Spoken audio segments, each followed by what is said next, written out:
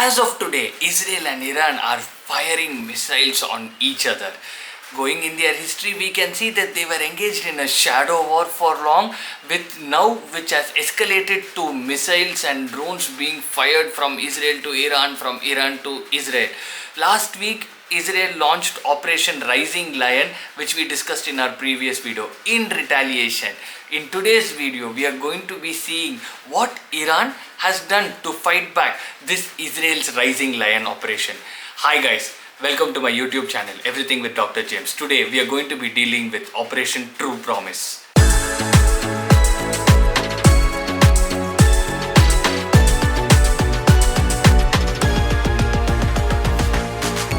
Operation True Promise is basically a retaliatory strike which Iran carries out on Israel whenever Israel attacks them. So what if I tell you there have been 3 episodes which have happened. So basically what operation is going on now by Iran on Israel is Operation True Promise 3. Now let's talk about Operation True Promise 1. We all know that Israel and Iran have been in a shadow war for many years now. From 2010, where they put the Stuxnet software virus into their nuclear facility in Nantan, because of which the centrifuges were slowed down and did not work properly, which pushed back Iran's nuclear program by many years, to Netanyahu stealing papers from Iran and accusing Iran of violating the international agreement on nuclear power, to Iran accusing Israel of killing 2 of their main nuclear scientists. These were all shadow wars only. This all escalated to October 7, 2023, when Hamas, which is a proxy of Iran, conducted the largest coordinated attack into Israel, killing 1,200 of them. In retaliation to that, Israel, they bombed Iran's consulate in Damascus, killing 2 of their highest generals, which gave to the birth of this Operation True Promise version 1. Operation True Promise 1 started on April 13, 2024. The main aim of this operation was for Iran to prove to Israel that they can attack them, because till then there was no direct confrontation between Iran and Israel, and this Operation True Promise 1 became the first direct confrontation between Iran and Israel. So what was done was around 140 drones and 170 ballistic missiles were used. Their primary targets were the Nevatim Air Base and the Intelligence Center in Mount Hermon. So basically why they targeted these 2 were because these 2 were involved in the planning and execution of the attack on Iran's consulate in Damascus, which led to the killing of 2 of their highest generals. So this operation happened, and the end result was Iran says that they successfully destroyed the Nevatim Air Base and this intelligence center, but Israel refused that, but saying that the attack happened but there was minor injuries only. Iran basically used a technique called saturation in this Operation True Promise 1. So what is this saturation technique is, Israel is basically protected by an iron dome, which prevents any missile which is entering from other countries into Israel. So when this technique, what Iran thought was, if they send lot of drones and missiles at the same time, then this iron dome will not be able to function properly, and they will be able to overcome this defense system, and they will be able to attack Nevatim Air Base as well as this intelligence center in Mount Hermon. And in the casualty side, there was only 1 Palestinian who was killed in the West Bank, debris which were falling because of the missile attack. So the main conclusion from this attack is that Iran proved to Israel that we can come and attack you wherever you are.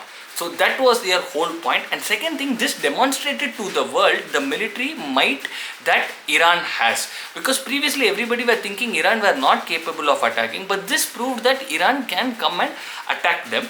And also another point being, this showed to the world that Iran has excessive military and drone arsenal also. True Promise 2 happened on October 2024. This attack by Iran on Israel was on response to Israel's attack on the axis of power, which are the Hamas leader Ismail Haniyeh, Hezbollah leader Hassan Nasrallah, and IRGC General Abbas Nilforoshan.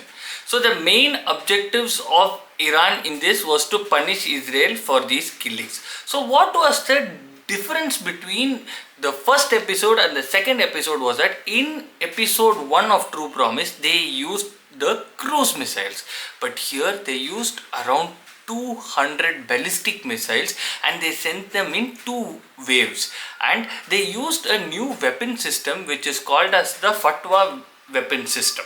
And their main targets included the Nevatim Air Base, the headquarters of Mossad, and other 2-3 air bases. They achieved more success in terms of saturation, that is, more amount of missiles were able to breach this Iron Dome than compared to the Operation True Promise episode 1.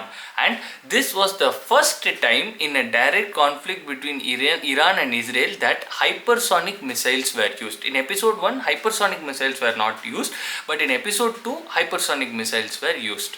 But 2-3 missiles struck a school and restaurant nearby, and in this conflict also one Palestinian was killed. Same way, Iran said that they have achieved their target, and Israel said that using their Iron Dome they intercepted more than 90% of their weapons. But in this, Iran showed that they have a new weapon system and that they have in possession with them ballistic missiles, and that they are capable of this long range attack, and drones were not used in this episode. Operation True Promise episode 3 is in retaliation to Israel's Operation Rising Lion, where they used drones and missiles and fighter jets to target key nuclear and military facilities inside of Iran, and they killed top military and nuclear scientists last week. So this time the aim of this Operation True Promise episode 3 is to completely obliterate Israel. So how they are doing it? The first thing they are doing is they are using something called as the mass launches.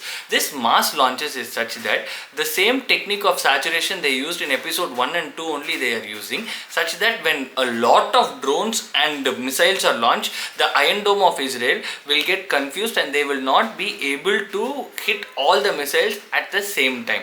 The second novel technique they are using is called as something called as a novel strike mechanism. How they are using this is they are using simultaneous launches with misaligned thread signatures, meaning these different missiles will have different heat signatures. So the Iron Dome targets these missiles based on their heat signatures. By this changing heat signature, what happens is this Iron Dome missiles will get confused to where these missiles are going, and eventually it will miss it and these missiles can hit the target. The third thing is they are using the same cruise missiles they used in Operation True Promise episode 2. The Fatah weaponry system is also used.